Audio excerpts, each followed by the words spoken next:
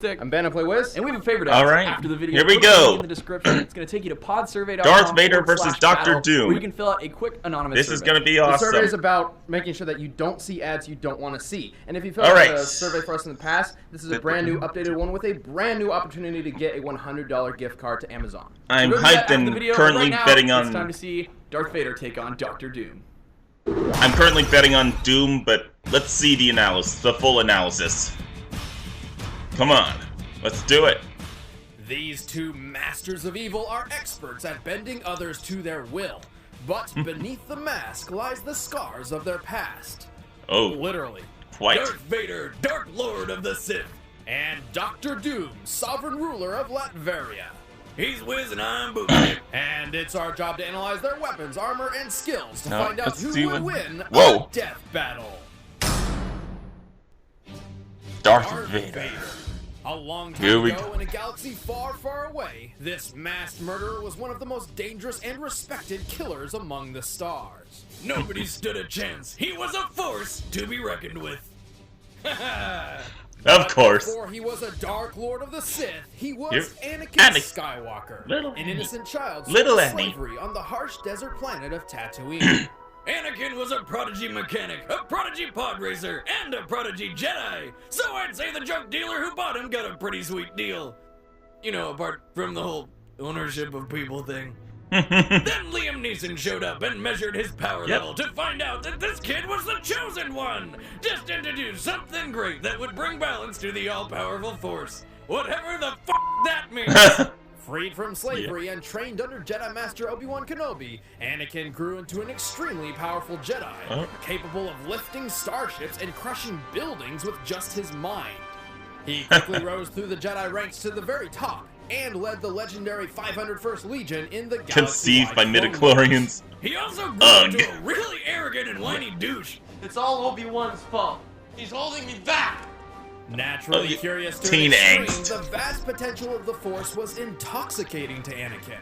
Unable to accept loss and pain, Anakin sought new powers to fix his problems. After a premonition of his pregnant wife's death, he decided he had no choice but to turn to the dark side of the Force for answers. Henceforth, you shall be known as Darth Vader. Despite being trained in the Jedi's pacifism, Anakin learned that he was really freaking good at killing people and murdered nearly the entire Jedi Order. His punishment? A tearful breakup with his old master and a leisurely dip in a pool of lava. After some pretty intense reconstructive surgery, he was rebuilt as the black-cloaked Lord of the Sith, Darth Vader. That fall to darkness was hard to watch. If there was anything you hated about Anakin before, don't worry, Vader is nothing like that whiny little prequel bitch. He's a badass through and through with one of the coolest voices of all time. The ability to destroy a planet is insignificant next to the power of the Force. Vader's body was sustained by his dark armor. Oh please, your Jedi magic system designed to protect what was left of him and intimidate foes. The suit enhanced his vision, hearing, and physique. With his robot limbs, he can leap dozens of feet and lift several hundred pounds, all without having to use the Force. The armor is even dense enough to deflect lightsaber blows. Unfortunately for Vader, his new body had several problems. The armor was cumbersome and weighed him down. Much of it was mismatched, snagging and pulling on his body. His incessant raspy breathing often kept him awake.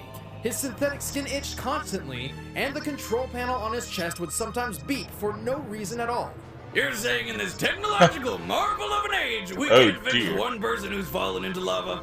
I find your lack of faith disturbing.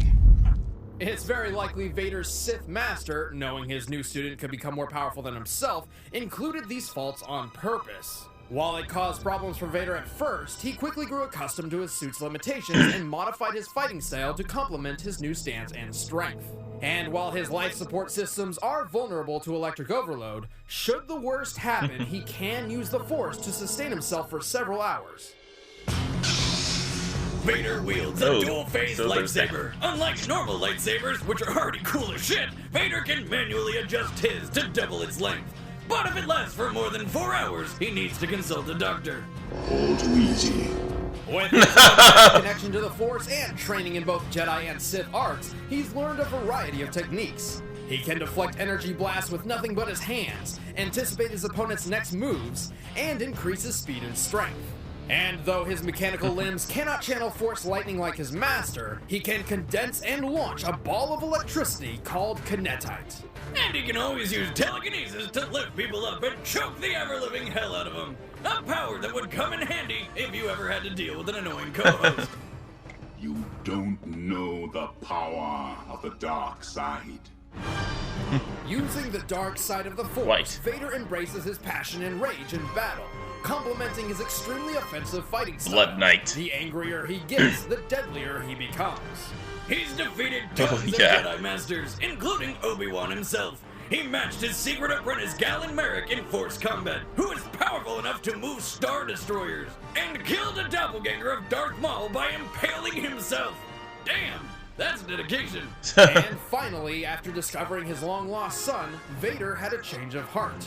He rescued his son by sacrificing himself to destroy the Sith once and for all. Or at least until the next movie comes out. Darth Vader is impressive. Most impressive. There is no escape. Don't make me destroy you. Oh boy. Now let's see Victor. Dr. Doom. Master of science, sorcery, and his own country, Doom is undoubtedly one of the most dangerous villains in the Marvel multiverse. I mean, just look at him. He looks like death itself. But before he was Lord of Latveria, Victor Von Doom was a gypsy. His father was a highly intelligent doctor who died of frostbite, and his mother just so happened to be a satanic witch who accidentally sold her soul to the devil. Poor orphan Victor was determined to master both science and magic to honor his parents. And he did. By secretly combining technology and sorcery, Victor made a name for himself with a number of miraculous inventions, including a robotic duplicate of himself dubbed a Doombot. Get used to seeing those things. I mean, like every time Doom has been killed, it turns out it was just a Doombot. This isn't Doom at all. It's some kind of Doombot. No wonder he didn't use the ring. It's a complete fake. He eventually developed a machine designed to take him to and from hell itself to rescue his mother. But it blew up in his face. No, like, really, it blew up in his face. Yeah. After the accident, despite his only injury being a single scar, Victor was horrified that his always perfect face had been tainted. Victor ran away to the please, it was Himalayan just one scar. And ended up joining a group of Tibetan monks. He soon put them to work building him an awesome suit of armor to enhance his power and hide his face. He was so eager to get the damn thing on that he put on the metal mask before it cooled down, messing up his face even more. This armor magically severed his physical connection to the world, shielding him from the nightmares and transforming him into a cold engine of logic.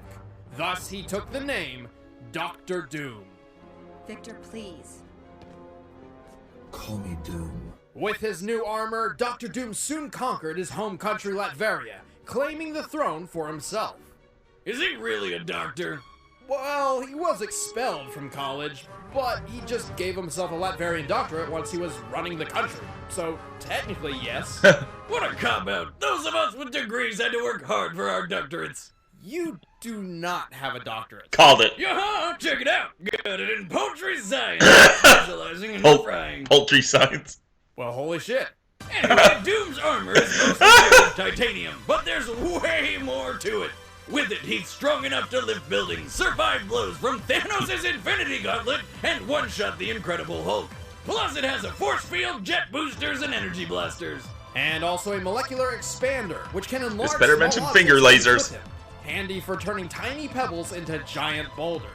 Molecular. Maybe I should look into this Molecular thing. shield. The armor also has numerous methods of energy absorption and manipulation, giving him complete control over so he can all absorb sorts of that machinery. lightning ball. It might just be the most overpowered suit in comic history. I mean, it even has pieces of the true cross to protect against Dracula and other undead enemies. It not only increases his physical strength, but also his magical abilities, which includes teleportation, mind transference, demonic summons, mystical blasts, and numerous other spells he's learned over the finger lasers. Yes, I said centuries. Doom time traveled to the earliest days of magic and learned all he could before returning to the present the normal way. By waiting. Oh yes, I think I'll be immortal today. But as awesome as his armor is, Doom's still a badass without it. One time, Doom found himself stranded on another Earth, buck naked after being switched with his arch-nemesis Reed Richards by a Celestia. Long story. Anyway, he gets attacked by a lion, which he straight up killed with a single punch. Then turned it into a pretty sweet suit. Under Doom's rule, his country Latveria prospered. Its people loved their new dictator, though the rest of the world was of a different opinion. Probably because he keeps trying to conquer it all. Well, whether Doom is a bad guy is a bit up for debate. Yeah. Sure, there was that one time he sacrificed the woman he loved to hell and had her skin turned into leather armor he wore, but for a long time, Doom's top priority was actually rescuing his mother from damnation. And he eventually pulled it off. With that off the list, Doom did what any magically powered titan of science would do. He went time-hopping to the future. Doom explored thousands of possible future timelines, and what he saw convinced him he needed to take over the world. See, Doom truly believes he must conquer the world, as that is the only possible future freed from suffering and want. And he's kinda right. I mean, yeah. Even the Panther God of Wakanda backed him up, and that guy looked into, like, all the futures. However, despite his overwhelming power, intellect, and intentions, Doom is extremely arrogant to a fault. It's ridiculous! I can't even count how many times Doom had world domination within his grasp and then dropped the ball. I mean, one time he stole the godly power cosmic from Silver Surfer and still lost because Mr. Fantastic tricked him into flying into a power cosmic sucking force field. But if Dr. Doom could just keep his ego in check, nobody could ever stand in his way. Your plan to destroy them has failed, Master. Failed.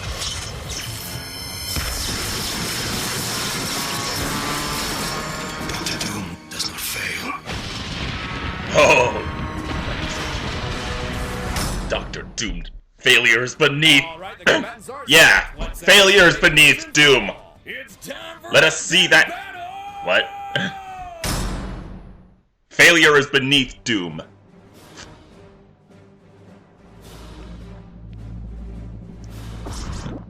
Lord Vader, we ambushed the rebels orbiting Felucia, but Skywalker escaped. Again. I apologize. I shouldn't have been so hasty to begin. An unwise decision. Huh?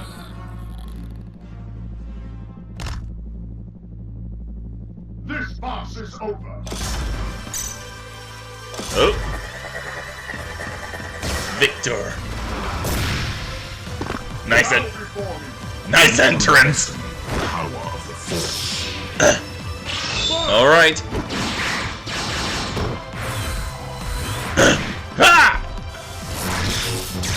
No mention of the finger lasers. Come on. Oh, but Doom just rockets back.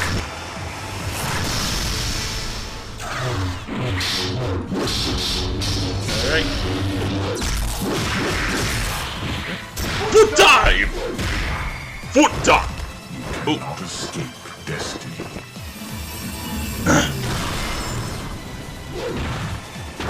You rat! Oh. It is pointless to resist. Uh-oh. Ow! Ow! I'm gonna have to fix that. Oh, jeez. Doombot! All too easy. Doombot! Enough. He actually used the Doombot. Now we got the real Doom.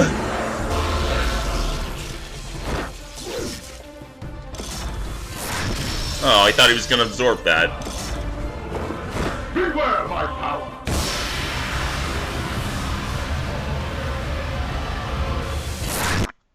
Oh. What is the meaning of this?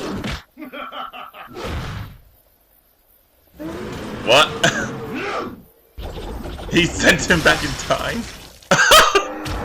Poor T-Rex. Oh dear, Doom sent Vader back in time! Oh dear! Impressive. Whoa, Doom is pulling off. It's pointless to resist. Uh-oh. Uh-oh. Uh-oh. How long can Vader hold out? Can Vader hold out? No hope. Uh-oh.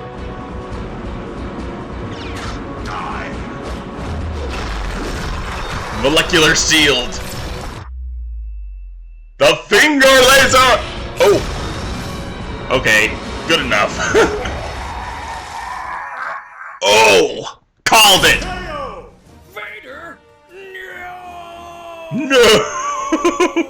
Darth Vader was extremely powerful, certainly capable of obliterating a base. Yeah, I knew it! However, Dr. Doom himself is in a league of his own.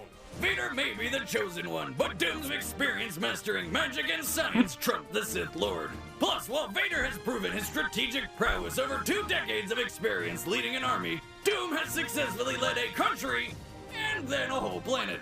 And of course, Dr. Doom's armor is absurd. Its magical barriers and separation from the physical world have protected him from reality warping and telekinetic attacks from the likes of Thanos and the Silver Surfer, whose power makes Vader's lightsaber and force choke look like child's play. Even if Vader could get through that suit, Doom's mind is armored by his sheer willpower, preventing any of Vader's force-powered mental reading or manipulation. Unfortunately, Vader was forced to meet his doom. The winner. Didn't you already use that joke with Luke? Come on. Okay, who's next? Next time Who's next? on Death Battle. Let's see.